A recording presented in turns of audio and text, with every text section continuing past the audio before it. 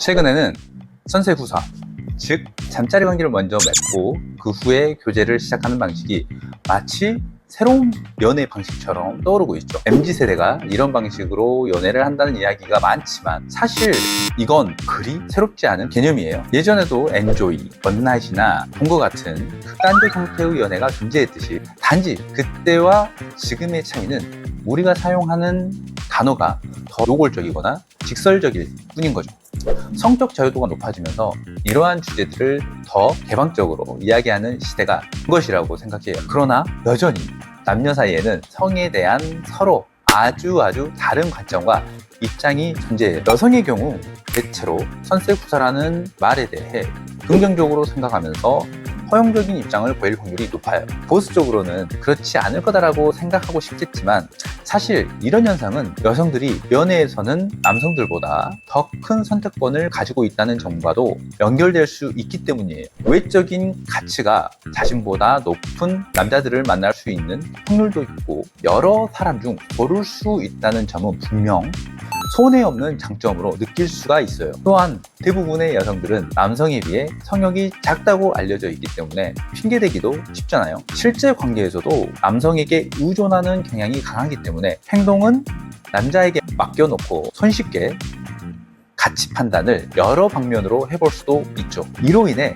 여성들은 관계를 통해 남자의 가치를 확인하는 기회로 여길 수 있으면서 하나의 경험의 일환으로 받아들일 수 있어요. 즉 여성이 쾌락을 느낄 수 있는 남성을 선택할 수가 있고 그것을 하나의 경험으로 삼는 일은 자신에게는 전혀 불리하지 않다고 판단할 수 있기 때문이라는 거예요.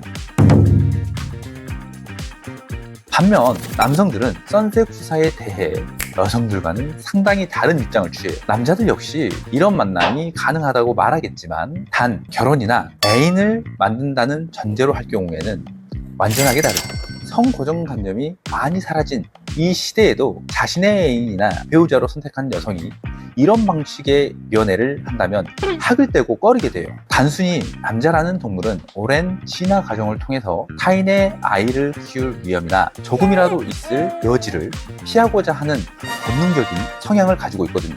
그런데도 불구하고 남성들은 자신의 씨를 퍼뜨리려고 무슨 짓이든지 다 하잖아요. 어이없게도 욕구는 강해서 풀고 싶어 발악하는데 반면 소유욕을 가지고 있는 더 깊은 대상에게는 이러한 행위를 절대 허용하지 않는 아주 모순적인 태도를 보이기도 합니다. 이런 과정은 사실 문제점이 있어요. 현대사회에서는 피임 방법도 발전하고 관계를 통한 임신을 예방할 수 있는 여러 가지 방법이 존재하지만 여전히 풀리지 않는 문제는 남아있어요. 욕구에 적극적으로 대처하는 경우, 즉 원나잇이나 엔조이 같은 자극적인 욕망에 노출되는 상황을 자주 경험하게 되면 잠자리를 지나치게 쉽게 받아들이고 결국 중독으로 이어질 수 있다는 치명적인 위험성이 있다는 거죠. 워낙 이 행위는 도파민을 강하게 분출하고 쾌락과 함께 욕구에 대한 만족감도 얻게 되지만 성에 대한 집착을 불러올 수가 있어요. 아무리 성이 개방된 사회라 하더라도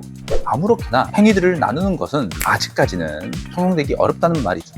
그렇다고 해서 모든 상황에서 이 방식이 너무 부정적이라고만 말할 수는 없을 것 같아요. 연애 초기에 서로 진지하게 알아보는 단계에서 관계의 진전을 위해 선세후사를 고려하는 것은 이해할 수 있다고 봐요. 이성 간에 모든 것을 모두 만족시키는 조건은 없다고 생각하고 외모나 성격 등 대부분 괜찮은데도 불구하고 조그만한 부분들이 마음에 들지 않는 경우가 있잖아요. 저는 이런 고민이 될 때 바로 이때 필요하다고 생각을 해요.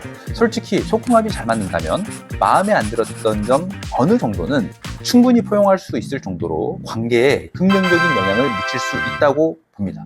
그렇다면 소궁합이 잘 맞을 때 나타나는 심리적인 반응과 과학적 현상을 알아보겠습니다. 이어보기를 클릭해주세요.